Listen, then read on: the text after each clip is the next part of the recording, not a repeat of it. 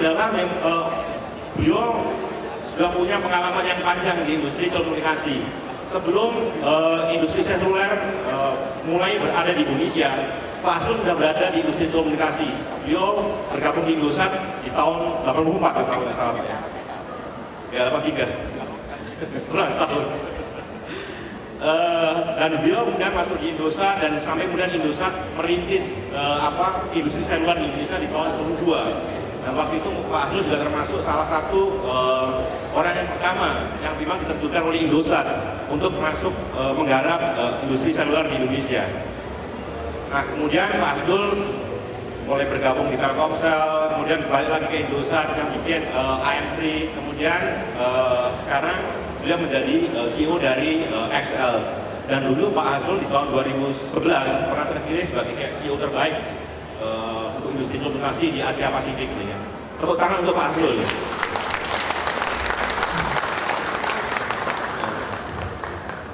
Nah yang kedua ini adalah Pak Erick Meyer. Ya. Pak Erick Meyer ini sekarang sedang bintangnya sedang naik ya, karena tiba-tiba beliau di hijack oleh Pak Dahlan Iskan untuk pindah dari Indosat ke Garuda. Nah ini sesuatu hal yang menarik ini kan, karena mungkin dulunya nggak terbayangkan ini kan dari industri seluler masuk ke airline industry ini kan. Tapi ini adalah suatu pengakuan ini kan, pengakuan mengenai kiprah Pak Erick selama berada hampir 20 tahun di industri telekomunikasi di Indonesia. Pak Erick masuk ke Indonesia tahun 94 ini kan. Jadi nanti tahun depan memang hampir 20 tahun ini kan. 20 tahun Pak Erick berada di Indonesia. Nah beliau dulu memang termasuk salah satu perintis juga untuk Telkomsel dan akhirnya ya kemudian bergabung ke beberapa perusahaan ya, sebelumnya di Asia dan terakhir di Indosat ini kan. Dan memang Pak Erick banyak menelurkan ini kan kerjaan yang menarik di bidang marketing di industri komunikasi. Nah yang terakhir adalah Pak Julman ini kan. Pak Julman ini adalah dari Telkomsel ini kan. Mungkin beliau lebih lama di banking industri dibandingkan dengan di telco industri ini kan. Nah dan ini adalah satu hal yang biasa juga nih kan. Kalau tadi kita melihat pengalaman Pak Erick dari airline kemudian sekarang mau pindah ke, dari telco mau pindah ke airline. Nah, sekarang Pak Julman punya pengalaman yang berbeda nih kan. Dari banking sekarang masuk ke telekomunikasi ini kan. Nah ini sesuatu hal yang menarik juga nih kan. Kenapa sekarang kayak salah satu operator tertarik ini kan mengambil mungkin kayak wisdom dari Pak Joma yang punya pengalaman panjang di banking industry ini kan. Nah ini sesuatu yang ya mungkin kita baru akan tahu mungkin beberapa bulan lagi ini kan. Tapi ini adalah suatu hal yang menarik yang memang terjadi dengan industri ini. Nah kembali kita tadi dengan pertanyaan awal tadi dengan jumlah nomor yang beredar yang sudah di atas populasi ini kan. Apakah ini sudah merupakan suatu hal yang memuaskan buat bapak-bapak yang sekarang masih pelaku industri komunikasi, atau sebenarnya kita masih kurang nih? Kira-kira gimana? Kita mulai dari Pak Hasrul dulu nih. Makasih Pak Taufik. Assalamualaikum warahmatullahi wabarakatuh. Bapak semuanya, Pak Taufik, Pak Erick, Pak Julman. Kalau tadi bilang bahwa kita dulu sama-sama Telkomsel, semua sama Telkomsel, sama-sama Indosat, tinggal Pak Julman pada Indosat berarti. Jangan tanda-tanda deh ya. Ini lagi nyari pengganti saya. Kembali ke pertanyaan tadi, memang jumlah SIM card beredar sekarang sudah melebihi jumlah penduduk Indonesia. Indonesia 240 juta kira-kira, SIM card udah 280 kali ya. 80-70 dari sekitar itu ya. Nah, apakah ini sesuatu yang menguntungkan, apa sesuatu yang membuat kita puas? Menurut saya sesuatu yang membuat kita agak mengerikan sebetulnya, karena nggak ada growth lagi. Ya, artinya pasar sudah saturated, sehingga ya kalau tadinya tugas kita siapkan SIM card, bangun BTS, dan terus dapatkan pelanggan, kedepannya agak lebih susah, bahkan sudah nggak ada. Di setiap pelanggan yang ada pasti pindah-pindah aja gitu. Tadinya dari Telkomsel pindah ke Indosat, sekarang punya XL, saya pindah lagi ke Telkomsel. Jadi bulan kuartal kita akan turun naik begitu aja kalau kita nggak lakukan sesuatu. Jadi menurut saya kondisi yang ada sekarang lah justru tantangan bagi industri. Gimana caranya pasar sudah saturated tadi kita masih bisa tumbuh. Karena cost kita akan naik terus, investasi harus bertambah terus, sementara revenue-nya nggak signifikan naiknya karena udah saturated. Itu Pak Taufik. Ya. Sehingga perlu melakukan cara tadinya produk yang sama untuk pelanggan yang bertambah, kedepannya dibalik kali. Dengan pelanggan yang sama, cari produk baru yang bisa kita jual ke pelanggan yang sama. Itu yang saya lihat Pak Taufik. Oke, mungkin Pak Erik atau Pak Jurma ada pandangan berbeda yang sama. Di satu sisi setuju, ada benarnya, tapi masih ada peluang besar juga saya lihat di depan. Kalau memang kita bicara secara jumlah orang yang menggunakan telekomunikasi, sangat betul apa yang dikatakan Pak Hasto, orang yang bisa dan mampu untuk punya jasa telekomunikasi pasti sudah punya. Tapi sekarang ini zamannya memperluas jumlah penggunaan telekomunikasi. Kalau dulu telekomunikasi dipakai untuk telepon, SMS, sekarang juga sudah mulai banyak ke data. Banyak orang sekarang punya lebih dari satu gadget. Kalau dulu satu handphone, terus ada masa semua orang punya dua handphone. Sekarang punya dua handphone plus satu tablet atau plus satu wireless modem. Nanti ke depan kelihatannya semakin banyak alat yang kita gunakan sehari-hari akan menggunakan chip di dalamnya. Samsung juga sudah meluncurkan satu kamera digital yang full DSLR kamera. Di dalamnya ada SIM card, di mana kita foto langsung bisa upload ke situs-situs sosial misalnya. Dan ke depan akan semakin banyak seperti ini. Jadi peluangnya masih ada, tapi kita memang harus menunggu saatnya untuk itu booming. Masalahnya kita nggak bisa menunggu, karena harus investasi banyak. Penggunaan trafficnya naik terus. Jadi emang ya 1-2 tahun ini profitnya mungkin akan terasa di telekomunikasi, karena investasi lagi gila-gilaan untuk menghadapi traffic yang bakal naik di masa depan.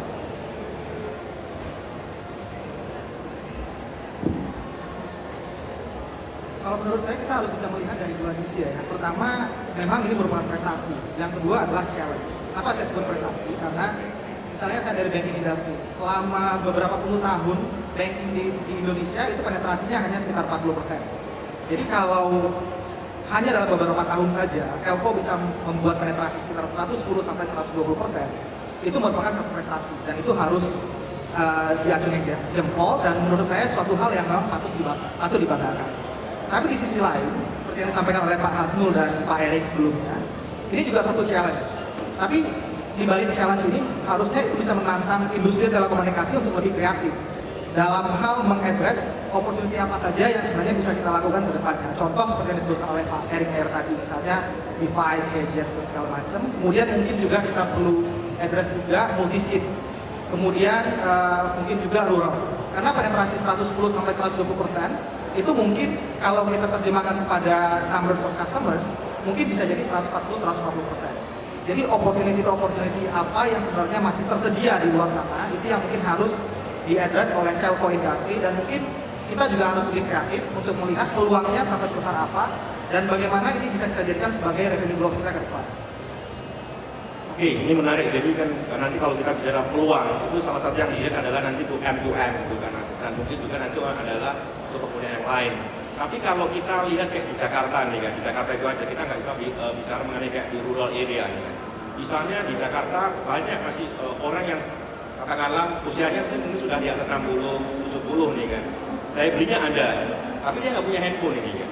Dan kayaknya nih kan, operator seluler ini selama ini adalah mengabaikan orang-orang yang kita bilang orang-orang senior ini kan.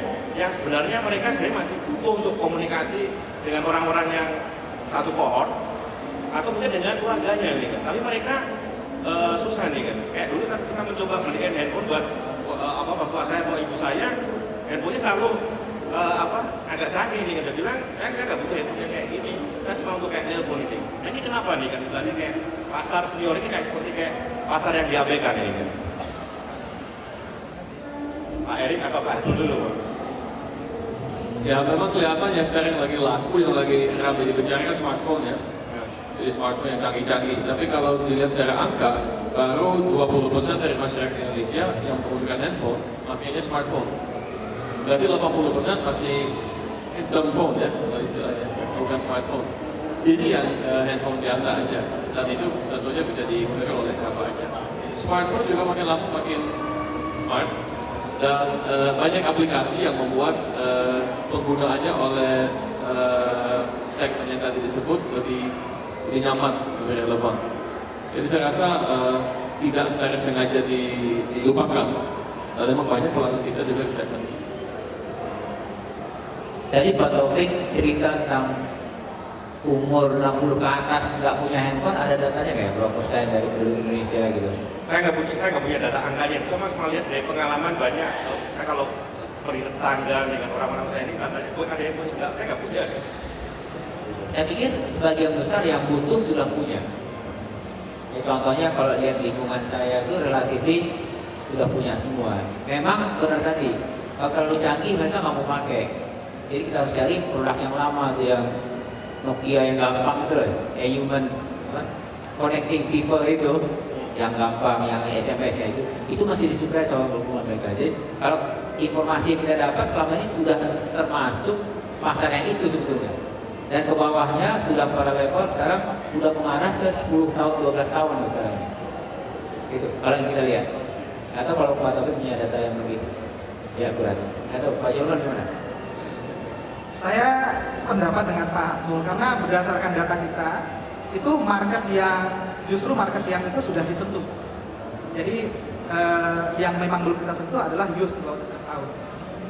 Karena penetrasinya di bawah 12 tahun itu masih sangat rendah kalau menurut data kita.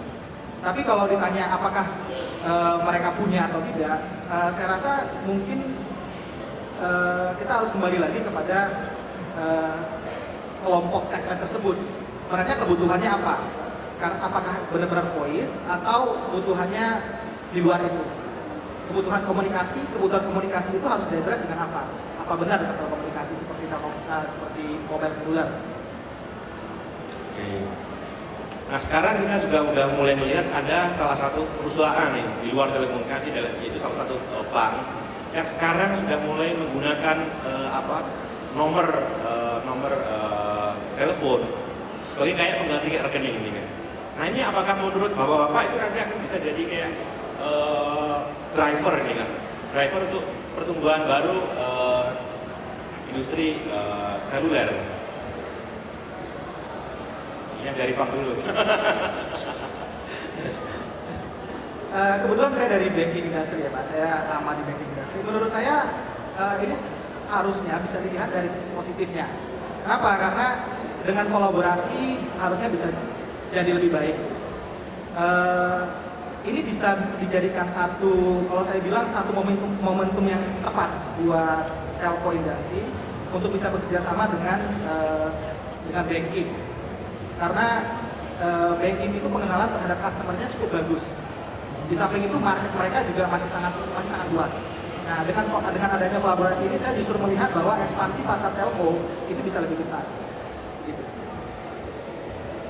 Kalau saya lihat memang udah saatnya yang namanya dompet kita dipertipis. Jangan dompet kita tebal-tebal terus, taruh uang 20 ribuan, 3 ribu, 2 ribuan, 5 ribuan untuk bayar-bayar gitu. Ya kan? Yang penting berdiris, jika uang kecilnya pindah ke handphone aja menurut saya. Ya. Ada istilahnya cashless society. Contoh, kalau kita datang ke Indomaret sekarang, beli katakanlah apa ya, beli permen, beli coklat, atau beli sikat gigi misalnya. Terus semuanya 32.000, kasih uang 50.000, masih tanya ada 2.000 apa? Kalau nggak ada, wajahnya langsung kesel aja sama kita kan, dia harus keluarkan uang, itu baliknya 18.000, 10.000 masih aman. Tapi untuk 8.000 dia harus cari ke 5.000, 2.000, 1.000. Bagi dia berat sekali. Nah, saya berpikir, dan mungkin sudah mulai saatnya daripada bayar 32.000 susah, kasih 50.000 dia balik ke 20.000, 2.000 pakai transfernya, pakai pulsanya yang ada di handphone. Menggunakan e-cash, menggunakan Excel tunai, menggunakan dompetku. Itu yang saya pikir. Sehingga uang kecil-kecil yang tadinya susah setengah mati nggak jadi masalah lagi. Nggak usah semua, nggak usah 32.000 banyak, 2.000 aja. Kira-kira begitu. Jadi kedepannya handphone yang sekarang sudah berubah jadi kamera, sudah jadi kalkulator, dia jadi istilahnya apa sih yang buat kalender-kalender itu. Sekarang mungkin bentuknya akan berubah jadi dompet. Dompet tuh yang koin atau 2.000-an, 3.000-an aja. Irisan begitu. Sehingga masyarakat terbantu, bank juga nggak susah ngurusin handphone kecil itu, BI juga nggak susah kalau bayar tol, karena nggak pakai e-tol, nanti cukup pakai transfer aja barangkali, kalau cepat transfernya seperti itu. Terus bayar parkir, nggak usah susah-susah lagi, kira-kira begitu. Saya kira itu masa depannya penggunaan, dan untuk itu mungkin ya kita bayarnya cukup dikitnya, nggak usah banyak-banyak, tapi traffic banyak. Itu mungkin juga sumber growth pendapatan di luar dump pipe yang disebut-sebut selama ini. Menurut saya begitu arahnya. Pak Erik ada tambahan? Saya rasa ini kan Pak Guru sudah bicara. Yang melahirkan T-Cash di Telkomsel beliau, yang melahirkan dompetku di Indosat beliau, yang melahirkan di Excel beliau juga. Jadi beliau tahu persis ini istilah semua urusan mengenai mobile banking atau mobile payments. Saya sangat setuju. Ke depan ini bakal menjadi sesuatu yang nggak usah bicara peluang untuk banking atau peluang untuk operator, tapi peluang untuk konsumen sebenarnya. Konsumen sekarang sudah merasa lebih penting handphone daripada dompet. Jadi ada riset, kalau kita berangkat dari rumah ketinggalan dompet atau ketinggalan handphone, mana yang lebih perlu kita ambil? Paling kita balik ke rumah karena handphone, bukan karena dompet. Nah ini sesuatu sudah mulai, dan handphone ada sama kita 24 jam sehari. Dan orang bilang yang pertama kita lihat saat mulai pagi hari adalah handphone kita, yang terakhir kita lihat sebelum tidur adalah handphone kita. Jadi ini adalah sesuatu yang sangat penting dan ini bisa menggantikan sebagian dari kebutuhan payment, cash dan lain-lain. Jadi saya rasa untuk konsumen justru konsumen yang akan mendorong ke arah sana. Kita sebagai masing-masing operator ya siap untuk mendukung. Nah kalau mengenai M2M itu sendiri, kira-kira bagaimana nih? Apakah memang siap? Kan sore kita akan bicara mengenai kayak digital city ini, tapi kalau M2M sendiri, kira-kira kesiapannya kira-kira gimana? Kalau M2M sudah banyak mulai ya, cuma kita mungkin tidak selalu lihat. Tapi justru tempat-tempat pameran seperti ini, biasanya kalau kita mau beli sesuatu, pakai kartu kredit, kartu debit, biasanya pakai mobile EDC. Jadi EDC di dalamnya ada SIM card, langsung koneksi ke jaringan perbankan. Itu salah satu cara mesin-mesin M2M yang sudah jalan. Ke depan saya yakin masih banyak sekali aplikasi. Di beberapa negara sudah mulai kelihatan ada yang membuat satu gadget untuk nyari koper kalau hilang. Mereka yang sering traveling, kan sering kopernya hilang, dia naruh gadget, ada GPS, ada SIM card. Kalau misalnya kopernya dihilangkan oleh airline-nya, nah ini kita tinggal lihat di map, oh ini koper kita ada di negara mana, di airport mana. Ada juga yang digunakan untuk nge-track, misalnya anak kita ada di mana. Ada juga yang dimasukkan ke dalam mobil, di dalam sepeda motor, misalnya supaya perusahaan asuransi bisa tahu keberadaan dan rutenya dan lain sebagainya. Banyak hal di sisi M2M yang bakal menjadi besar ke depan, dan ya sekarang lagi dalam development, operatornya siap. Ya misalnya meter-meter sekarang listrik yang pakai prepaid itu sekarang udah pakai SIM card itu. Jadi mereka transfernya ya beli di toko handphone, tinggal transfer listrik nyala gitu. Kita DSL sekarang rumah untuk listrik sama untuk PLN itu sudah sekitar 100.000 sekarang yang melakukan M2M-nya. Jadi sudah mulai sebetulnya tanpa kita perlu sadari. Tapi memang 100.000 mungkin nggak ada arti karena dibanding dengan 270 juta ya. Tapi step by step akan ke sana saya pikir. Saya rasa kedepannya yang penting juga adalah bagaimana kita bisa mengoptimalisasi M2M-nya, penggunaan. Jadi misalnya pembentukan ekosistemnya, kemudian bagaimana kita bisa mengoptimalkan atau meningkatkan ARPU dari M2M. Karena selama ini kita sudah coba, misalnya di Telkomsel, walaupun penetrasinya masih kecil, tapi tantangan kita adalah M2M ini ARPU-nya di bawah ARPU rata-rata. ARPU rata-rata dalam artian ARPU manusia, customers, real customers. Nah tantangannya adalah bagaimana kita bisa mengoptimalkan, karena jangan sampai ini hanya jadi cost dan jangan sampai ini hanya menjadi beban buat network kita. Kenapa begitu? Karena kalau M2M-nya juga heavy, penggunaannya juga heavy, sementara ARPU-nya kecil tapi dia create network dan consume network yang cukup tinggi, ini juga akan membebani network kita secara keseluruhan dan ujung-ujungnya hanya berakibat pada cost. Jadi menurut saya, telco harus mencari balance, keseimbangan yang tepat antara penggunaan M2M dari sisi mengadres ini sebagai opportunity untuk growth, dan pada saat yang sama bagaimana supaya ini bisa dioptimalkan sehingga benar-benar menjadi sebagai revenue growth ke depannya, bukan hanya sebagai cost. Nah kita memang sekarang melihat nih kan, jadi kan penetrasi untuk M2M masih kecil nih kan. Nah gimana nih kan, kesulitan untuk katakanlah untuk menggenjot ini kan. Beda dengan kalau dulu waktu yang pas kita dengan yang orang, ini kayaknya operator kayak berusaha untuk all out ini kan. Tapi kalau yang M2M perasaan yang kita lihat operator kayaknya di adem ayem gitu. Tantangannya lebih ke arah economy of scale. Banyak sekali ide, tapi untuk menciptakan gadgetnya yang memang bisa digunakan untuk M2M, ini volume besar. Karena dengan volume yang sekarang ada, harga per unitnya menjadi sangat mahal. Jadi itu yang mungkin masih menjadi kendala di business case. Masih lebih murah, misalnya sekarang suruh orang setiap hari keliling-keliling dari rumah ke rumah, ngecek sudah berapa penggunaan listrik atau air, daripada pasang chip dengan alat khusus. Nah ini ke depan masih akan berubah dan buktinya sudah ada banyak yang menggunakan based on jaringan seluler. Tapi ya masalah kendalanya saat ini masih itu. Saya kira bukan ada ayem ya, butuh waktu. Karena seluler aja dulu aktif pertama kali 94 ya. 94 sampai tahun 2000 itu baru ada 4 juta aja. 2000, 6 tahun 4 juta. 3G kita bangun tahun 2006 kita launch. 2009 awal itu pendapatan kita cuma 1% dari sana. Tapi setelah itu mulai sedikit banyak ininya, sudah melewati masa introduction-nya akan booming gitu. Jadi saya pikir ini masalah waktu aja. Jadi M2M, sekarang orang nggak semuanya mikir bahwa rumahnya buat apa di-secure dengan SIM card yang kita bisa akses waktu-waktu. Ada di rumah ada babysitter, ada pembantu. Tapi nanti begitu lama-lama rumahnya sudah mulai berupa apartemen, sudah mulai babysitter susah ininya, pelan-pelan nanti terasa bahwa memang perlu ada smart home semacam itu. Jadi menurut saya masalah waktu. Ya. 2009, 2008 kita udah bilang waktu itu buat apa ya di 3G terlalu banyak kita invest. 2008 akhir begitu BlackBerry masuk, itu Facebook masuk, orang mulai pelan-pelan itu booming, dengan cepat akan naik. Kira-kira begitu pikiran saya. Menurut saya setuju dengan Pak Erik. Mungkin tantangan terbesarnya adalah how to apply this at the industrial scale, masif. Kenapa? Karena kalau tidak dilakukan seperti itu, maka seperti yang disampaikan Pak Erik tadi, mungkin ekonomi soft skills-nya juga akan masuk. Nah, mungkin yang perlu diciptakan adalah bagaimana trust-nya. Jadi bagaimana industri di sekelilingnya, di luar telkonya sendiri, itu bisa punya trust terhadap sistemnya sendiri, sehingga kemudian berani untuk mengadopsi M2M-nya.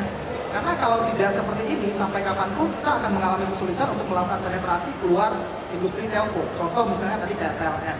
Kalau PLN menganggap masih lebih murah untuk misalnya menggunakan orang dibanding menggunakan SIM card atau device, automatic monitoring misalnya, maka kita akan sangat kesulitan. Nah, yang diharapkan dari telco mungkin bukan hanya satu atau dua industri, tapi secara keseluruhan ekosistemnya bisa terbentuk.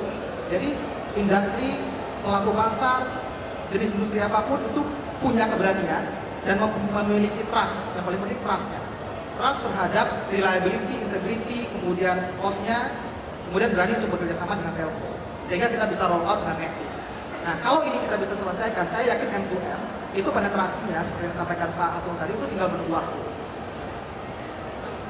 Nah, ini kan bagaimana dengan salah satu kayak pemain di bank ini kan? Apakah ini mungkin bisa jadi kayak model ini kan? Dia akan, ini udah mulai, dia kebetulan memang banknya bukan bank yang terbesar ini kan, tapi dia sudah merupakan jadi kayak berani mencoba ini kan, mencoba untuk misalnya membuat nomor seluler bisa jadi kayak pengganti nomor rekening ini kan. Nah, apakah nanti kita harus butuh banyak lagi nih kan pemain di industri telekomunikasi yang berani seperti itu?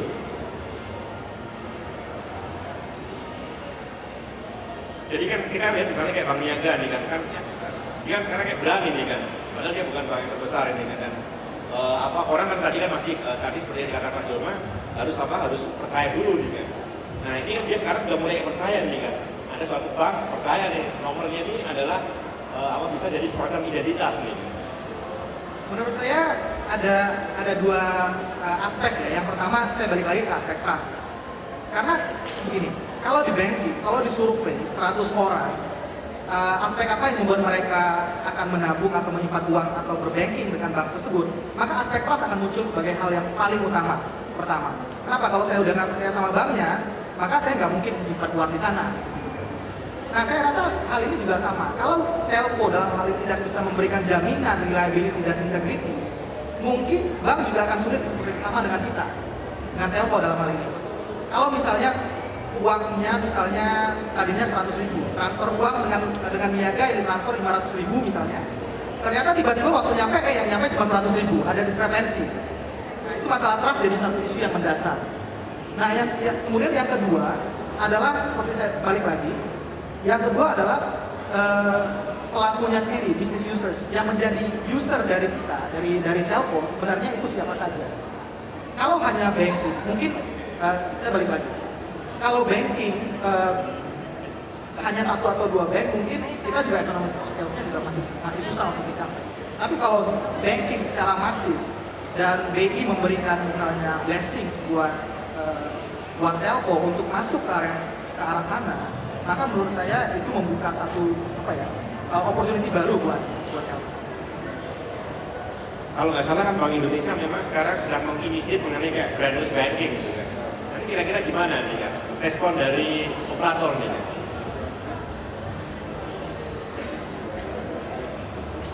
Wireless banking. Brandless banking. Ya masuk akal ya. Sekarang sudah makin banyak hal yang bisa kita lakukan di dalam gadget kita, device kita. Banking salah satunya. Nanti ke depan akan lebih banyak. Masalahnya yang belum bisa dilakukan oleh handphone adalah mengeluarkan uang. Sayangnya belum bisa. Jadi tetap harus ada tempat-tempat di mana kita bisa mengambil tunai. Tapi itu ke depan seperti tadi Pak Hasan juga bilang, dengan less cash society ke depan, ya kebutuhan itu pun akan berkurang. Jadi branchless banking akan memang sangat menjadi tren yang sangat wajar dilakukan. Saya melihat sekarang untuk masalah telco masuk ke bank atau bank masuk ke telco seperti Bang Hera sudah lakukan. Menurut saya ini hanya saat ini sangat pengertian saya pikir. Ada pendapat bahwa uang yang beredar yang floating ada di telco itu demikian besar. Jika mereka berpikiran bahwa kalau telco nanti masuk ke pembayaran, telco sudah juga masuk ke cash out, remittance misalnya. Maka nantinya uang yang ada tadi di bank akan pindah ke telco. Pemikiran ini yang mungkin saya perlu diluruskan. Ya. Sekarang ini setahu saya di dunia telekomunikasi setiap hari terpakai uang kira-kira 100 miliar. Dikira dengan 100 miliar akan ada float mungkin 10 triliun. Nyatanya berbeda. 100 miliar uang beredar setiap hari, tapi yang ada floatnya cuma 40%. 40 miliar float nggak ada arti. Jadi sebenarnya ini adalah sebenarnya sangat-sangat micro payment dan akan ada floatnya sedikit. Jadi kalau banking dengan handphone dengan menggunakan ini akan kecil sekali pada saat ini. Jadi begitu. Jadi sebenarnya kalau ini kita bisa jelaskan ke otoritas keuangan dan perbankan BI dalam hal ini, mungkin akan bisa dimulai dengan lebih cepat. Jadi kalau bank account yang besar-besar, kartu kredit, deposito yang begitu-begitu sudah tetap aja bank. Sehingga itu tidak akan terganggu, kita masuk di yang kecilnya non-bankable people. Sehingga semua orang akan merasakan kebutuhan servisnya akan jalan sehingga ekonomi lebih berputar lebih cepat. Menurut saya itu yang perlu di-clearkan. Dan beberapa waktu yang lalu kami sudah bicara dengan BI, dan sudah mulai kelihatan bahwa memang sudah dibutuhkan dan tanpa akan ada gangguan terhadap bank berarti terhadap bank. Itu yang saya lihat sekarang ini. Nah, itu berarti kan ada salah satu kayak pendorong dari luar industri telco nih kan yang untuk bisa mendorong pertumbuhan ini kan. Nah, apakah selain kita masih butuh selain kayak misalnya kayak BNI terus ada kayak luar lain yang memang nanti bisa mendorong seperti itu katakanlah industri kesehatan ini kan. Hari Selasa yang lalu di sini ada Ibu Wali Kota Surabaya, beliau presentasi mengenai kayak e-health system di Surabaya nih kan. Orang cuma kayak sidik jari nih kan. Sidik jari tapi semua data pribadinya sudah ada, kayak riwayatnya segala macam sudah ada nih kan. Apakah itu nanti itu bisa dimulai juga nih kan, jadi nomornya itu kan bisa jadi kayak identitas nih kan, jadi langsung kayak terbaca nih kan. Ya kalau kita ke rumah sakit masih dalam keadaan sadar bisa ngomong, enak ini kan. Tapi kalau kita, moga-moga nggak terjadi ya. Tiba-tiba kita datang ke rumah sakit sudah nggak sadar, dokter mau tanya nggak susah nih kan. Nah salah satunya adalah mungkin tiba-tiba ada device yang ini gimana nih kan, kayak medical recordnya nih kan. Medical recordnya gimana, bisa dibaca atau enggak. Nah berarti kan sebenarnya kan masih banyak pendorong lain yang kita bayangkan itu nanti bisa membuat industri seluler itu masih tumbuh nih. Amin. Ya. Saya sangat setuju. Itu kan kembali ke jawaban saya yang pertama ya, dari pertanyaan pertama. Banyak sekali hal yang bisa mendorong industri ini, dan saya sangat tidak setuju kalau ini disebutnya sunset industry. Dia justru ke depan akan menjadi semakin penting, menjadi bagian semakin penting dari kehidupan sehari-hari setiap masyarakat. Masalahnya sekarang ini lebih banyak, ada idenya banyak, device itu banyak ya. Tadi contohnya mengenai e-health segala macam itu sudah ada. Tapi saat ini mungkin harganya masih terlalu mahal, sehingga willingness to pay itu masih menjadi tanda tanya. Jadi idenya banyak, jaringan telekomunikasi Indonesia tidak kalah dengan jaringan telekomunikasi luar negeri. Dan alatnya juga dari sana, jadi memang sama. Tapi tinggal penggunaannya.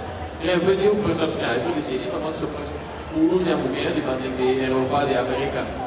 Jadi ya harus disesuaikan tentunya. Alat-alat seperti ini, solusi seperti ini, secara harga dan bisnis case harus disesuaikan dengan kondisi di Indonesia. Kalau saya nggak salah lihat itu ada data dari ITU International Nutrition Union yang menyatakan bahwa ternyata Indonesia itu ternyata bukan masuk 20 besar pasar telekomunikasi dunia nih kan. Nomor satu tetap Amerika, China masih nomor 2 nya pun jauh nih kan. Nah tapi kalau misalnya sekarang operator mau masuk kayak susah, nanti ada atau enggak ini kan, masih wait and see semuanya gimana nih kan. Padahal dulu kan kalau kita lihat fenomena di tahun selama katakanlah akhir tahun 90-an, awal tahun 2000-an, operator seluler itu adalah merupakan pemain yang nggak takut ini kan, keluarin efek yang besar ini kan. Gimana kan? Untuk konten itu harus disadari, bukanlah capex besar. Ada capexnya nggak besar, cuman demand-nya belum ada. Jadi misalnya e-health, benar sih. Kalau enak sekali kalau kita punya sidik jari, suatu saat ada apa-apa kita dapat data. Karena rumah sakitnya belum tentu dapat data kita. Jadi ekosistemnya sebenarnya belum terlalu mendukung untuk itu. Pada saatnya nanti akan ada, ya kita harus siap. Jadi bukan berarti kita nggak mau invest di sana, bukan berarti begitu. Ya memang pada saat ini kebutuhannya juga belum terlihat. Pak Taufik sekarang ke rumah sakit mana punya datanya detail? Cuma satu palingan ya. Mau nggak dia share ke 10 rumah sakit yang lainnya? Tentu juga bisa lah. Begitu. Jadi menurut saya butuh waktu, Bang. Dan konten itulah sesuatu yang kelihatannya indah.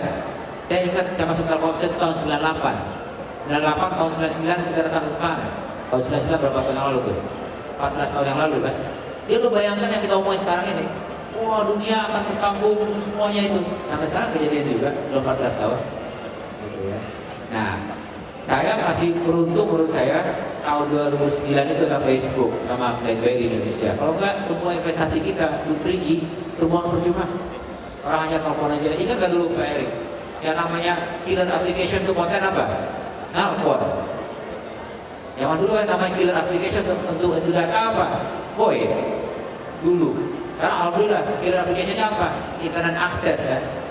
Gitu. Karena namanya M-Health, namanya M-School, namanya apa? M-University, M-Community, ya.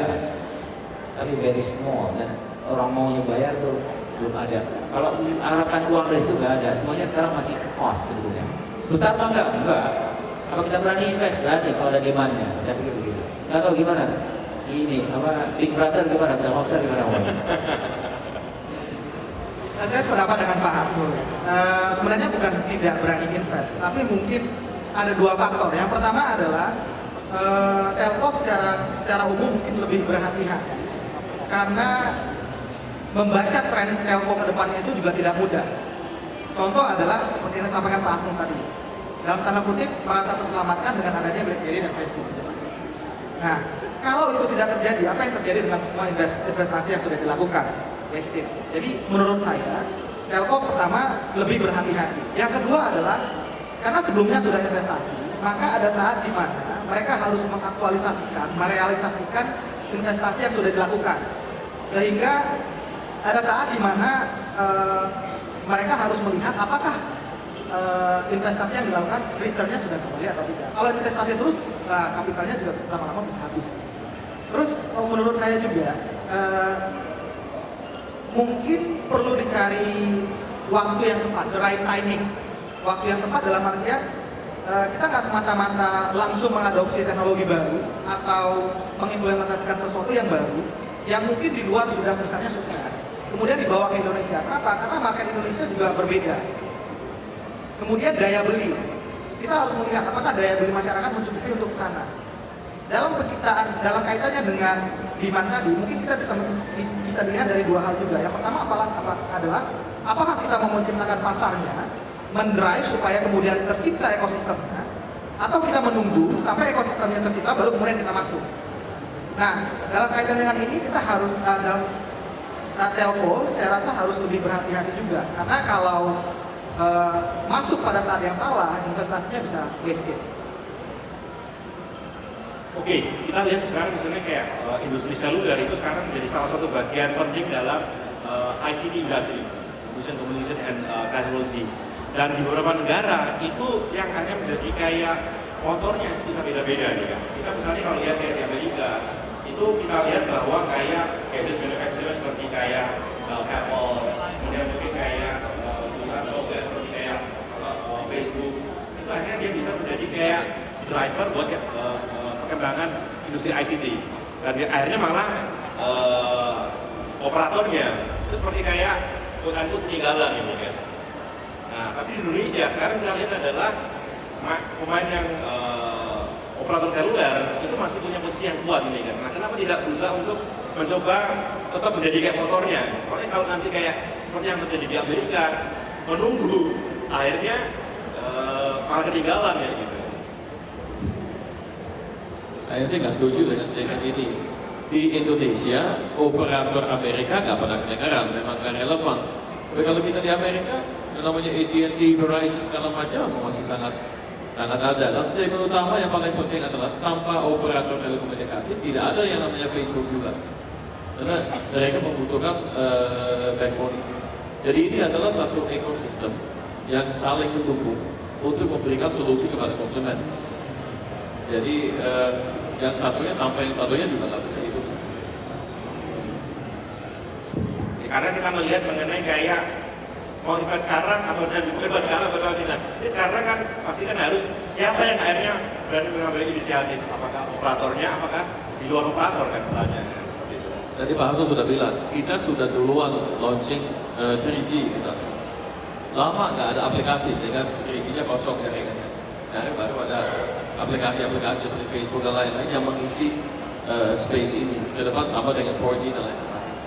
Jadi sebenarnya yang duluan mulai dan yang berani investasi adalah operator telekomunikasi, sehingga ada kapasitas yang bisa diisi oleh kreativitas lain seperti Facebook dan lain-lain. Kalau saya melihatnya justru ICT itu terbentuk sebagai bagian yang utuh dari satu ekosistem.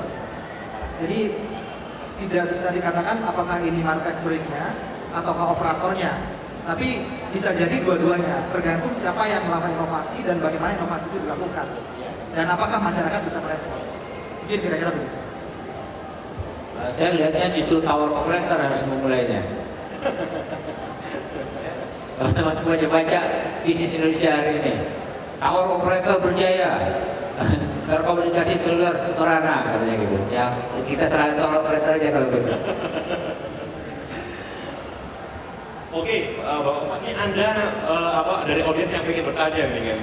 Tolong nanti sebutkan nama dan pertanyaannya harus singkat dan padat nih kan. Karena waktunya kita sudah sangat terbatas. Terima kasih. Nama saya Mamet. Basic saya telco, cuma emang basicnya di marketing. Di bisnis sekarang ini di grup Astra Group ya. Pertanyaan pertama, balik lagi ke marketing, balik lagi ke Jakarta dan Mobile City, balik ke Tempo, balik ke tema ini gitu ya. Pertama beda ini Jakarta dengan sebagai urban city dibandingkan kota lain di Indonesia seperti apa sih? Ya.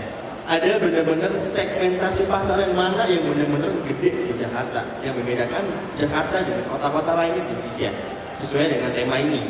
Kalaupun ada kemampuan besarnya big data atau kemampuan konsumsi dari bandwidth dari telco sendiri, seberapa besar sih persentase yang bedain Jakarta dengan yang lain? Yang kedua, masalah tentang integrasi tools marketing yang ada di masing-masing perusahaan telco. Saya lihat perkembangannya XL khususnya. XL khususnya di sini XL menggunakan tools software aplikasi juga. Ada istilahnya ada Tipco, ada strategi. Mereka menggunakan suatu tools gimana endorse dari data source karya semua customer menjadi suatu data hasil yang untuk digunakan sebagai data marketing sebagai data-data untuk customer. Tujuannya apa? Buat customer intimasi, dia tahu kenapa customer kemana arahnya. Yang kedua, XL fokus terhadap publisitas dan marketing di TV, maka fokus hanya di TV saja. Itu yang saya lihat. Yang untuk Indosat, sejak Pak Erik juga ada di Asia, saya lihat bahwa karakteristiknya Pak Erik dan Indosat udah klop. Mainnya di community dan segmennya anak muda. Saya lihat kan di Indosat seperti itu arahnya. Ya kan? Gimana sih ke depannya di arah ini ngelihat sekarang pasar segmentasi di Indonesia seperti ini gitu. Tools atau development apa yang digunakan oleh operator komunikasi untuk ke depannya gitu. Terakhir, jujur saya sangat senang terhadap Pak Erik dan Pak Hasnu sebagai bisa jadi mentor saya gitu, karena saya benar-benar punya passion di marketing, saya juga basican di telco, benar-benar jadi panutan saya lah Pak Erik sama Pak Hasnu. Terima kasih Pak. Pertanyaannya bagus sekali. Mungkin dari Pak Erik dulu.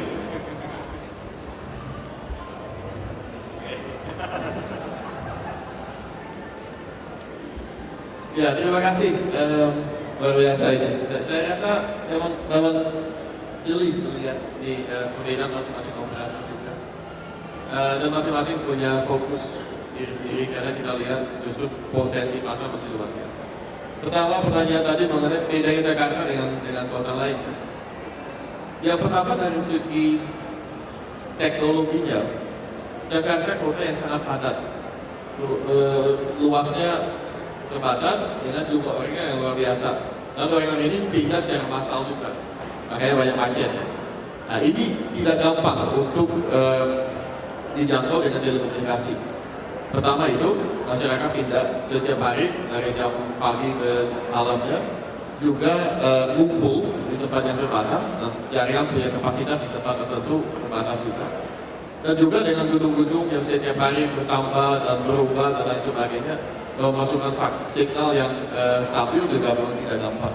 Jadi ya, secara teknologi ada challenge-nya. Yang kedua, perilaku masyarakat itu sedikit berbeda juga, lebih cepat juga mengangkat tren-tren baru. Jadi kalau kita secara jumlah pengguna Facebook, jumlah pengguna Twitter dan lain sebagainya, masih banyak kumpulnya di Jakarta juga, sehingga ada peluang juga ke arah data untuk itu. Nah, apa yang kita lakukan di Indosat untuk menyasar ini? Yang pertama tentunya menambahkan kapasitas jaringan secara rutin dan terus-menerus. Yang kedua, karena itu pun tidak cukup, kita sekarang sudah mulai juga proyek yang diluncurkan bulan lalu, Indosat Super Wi-Fi. Karena dengan jaringan telekomunikasi sendiri mungkin kecepatannya terbatas, kita menambahkan lagi Wi-Fi yang bisa digunakan oleh semua pelanggan data Indosat. Di ribuan hotspot yang kita sebar di mana-mana, kita tinggal sekali aja tinggal daftar. Selanjutnya dimanapun ada hotspot Indosat Super Wi-Fi, kita langsung connect, langsung dapat speed bisa sampai 20 Mbps, bahkan dengan iPhone bisa sampai 40 Mbps juga. Yang seperti ini ada beberapa solusi yang ke depan pasti akan ditambah lagi untuk menghadapi perilaku khusus masyarakat di Jakarta. Kalau saya Jakarta udah jelas sudah bahwa dengan istilahnya big boxnya apa? Bad for the buck-nya today. Kalau uang di sini karena nggak terlalu ini konsentrasi penduduk, konsentrasi uang yang banyak, Jakarta pasti selalu pertama kali kita invest. Selalu begitu. Dari returnnya lebih cepat. Nah, biasanya dimulai dari Jakarta, tren itu akan step by step akan pindah ke kota-kota lain, sehingga selalu dimulai dari Jakarta. Itu kelebihan di Jakarta. Mengenai Excel sendiri, apa kita lakukan? Sebenarnya kita sangat menyadari bahwa yang namanya marketing communication ke depan mulai saat ini sebelumnya dari AIDA sudah berubah jadi AISTAS. Jadi aware, interest, search, action, share. Nah, kalau dulunya di TV aja cukup TV, bantu dengan koran, bantu dengan billboard, radio udah selesai. Jadi kalau kita taruh shopline di toko-toko itu udah cukup. Sekarang enggak, orang sebelum beli sekarang pasti search dulu di internet. Ya, setelah search, kadang-kadang orang ngomong dulu kan kita tanya teman, sekarang teman nggak terlalu percaya, search internet dulu lebih penting, kira-kira begitu. Jangan lihat dulu dari apa omongan orang, setelah itu baru coba, begitu coba nggak puas atau puas langsung share ke orang lain. Ya, jadi dunianya gitu, sehingga yang kita lakukan untuk platform sekarang udah komplit sebetulnya, komplit set, dunia digital ada, online, dunia yang normal seperti tradisional juga kita lakukan. Cuma kalau misalnya nggak kelihatan, mungkin bukan target market barangkali, jadi nggak kelihatan aja, sebenarnya orang penting. Mudah-mudahan menjawab. Mau nambahin? Kalau ditanya perbedaan Jakarta dengan di luar Jakarta ya cukup banyak. Untuk mengadresisinya mungkin satu-satu juga sangat panjang. Tapi saya mau highlight dari sisi customer-nya aja. Dari sisi customer yang pasti Jakarta itu jauh lebih demanding. Jadi misalnya satu BTS mati aja itu komplain udah banyak. Kemudian Jakarta juga lebih ke arah adapters. Jadi sesuatu yang baru yang kita perkenalkan biasanya Jakarta akan sangat duluan dalam hal mengadopsi teknologi baru atau pricing scheme baru dan segala macam. Kalau ditanya mengenai dari arahnya kepada tools yang digunakan, kalau di Telkomsel kita sudah mulai menggunakan yang namanya targeted marketing, personalized offering. Jadi tools yang digunakan itu lebih ke arah bagaimana kita bisa menghasilkan satu actionable insight. Jadi yang pertama yang perlu kita lakukan adalah memahami siapa sebenarnya customer kita, kemudian bagaimana perilaku mereka, kemudian menggunakan perilaku mereka tersebut untuk membuat mereka misalnya lebih loyal, membuat mereka tidak churn. Dan offering-offering yang kita develop, yang kita kembangkan, itu kita sesuaikan dengan behavior customer.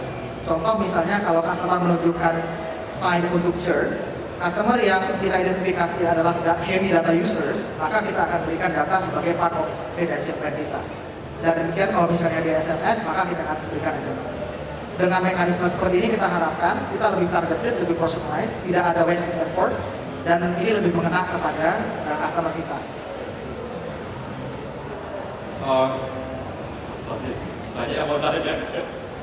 Waduh susah. Tapi saya masih ada satu pertanyaan ini kan. Saya masih ingat dulu waktu NTT Docomo menjadi fenomena yang mempesona dunia. Saya dulu pernah bertanya ke Pak Erik ini kan. Kenapa NTT Docomo itu hanya terjadi kayak di Jepang? Misalnya di Indonesia kenapa susah ini kan. Dulu Pak Erik saya masih ingat jawabannya itu adalah ya di Indonesia orang masih nyetir sendiri. Sementara kalau kayak di Jepang orang rame-rame naik kereta segala macam ini kan. Sehingga akhirnya dan itu jaraknya jauh. Sehingga akhirnya punya waktu nih kan. Tapi kalau kita sekarang melihat fenomena yang sekarang nih kan, Jakarta semakin lama semakin macet nih kan. Sehingga kita sebenarnya nggak aneh nih kan, karena orang naik motor pun ini kan, sampai mesti filteran dulu nih kan. Misalnya lewat mana nih kan, tanya itu macet nggak di sana nih kan. Dan itu akhirnya membuat suatu kebiasaan yang berbeda nih kan, antara Jakarta dan di luar Jakarta, karena macetnya di Jakarta ini parah kayak gitu. Kira-kira bagaimana? Ya betul. Masalahnya tentunya kita tidak menjalankan orang sambil diubil juga pegang handphone ya. Ini sesuatu yang bahaya. Tapi banyak aplikasi yang sekarang sudah mulai ditawarkan yang memang tadi kita bisa cari jalan misalnya, bisa cari tahu di mana macet atau tidaknya. Dan itu pun lewat suara juga bisa. Sekarang ada banyak voice assistant juga. Jadi perubahan itu bukan akan ada kalau nanti mass transport systemnya sudah mulai jalan. Ya, hal seperti yang terjadi di Jepang sudah mulai mungkin lebih agresif lagi. Mungkin kita mau lompat satu stage aja. Kalau di Jepang kan dulu pada saat itu belum ada juga Facebook dan lain-lain. Sekarang mungkin kita sudah ya lompat satu tahapan lebih naik. Orang tidak perlu lagi hanya mobile apps-nya saja, tapi dia di dalam handphone juga seluruh internet tersedia. Bisa langsung browsing dan main Facebook, Twitter dan lain sebagainya. Pak Julman, datang lagi. Kalau saya melihat balik lagi apakah marketnya seperti apa. Jadi demand yang ada di masyarakat itu seperti apa. Kemudian kita kaitkan dengan investasi kita, kemampuan kita untuk masuk, untuk melayani yang namanya demand tadi. Kalau marketnya sudah ada, maka mungkin kita juga mungkin bisa tidak terlalu ragu-ragu untuk masuk. Tinggal visibility study-nya sudah cocok atau enggak. Tapi kalau saya lihat timing, saya balik lagi. Time to marketnya cocok atau enggak? Apakah ini saat yang tepat untuk masuk atau tidak? Balik lagi seperti itu. Oke, Bapak Ibu sekalian, kita berikan tepuk tangan untuk Pak Erik, Pak Hasto, dan Pak Gubernur atas sharingnya yang sangat insightful siang ini. Dari panitia kita ada kenang-kenangan.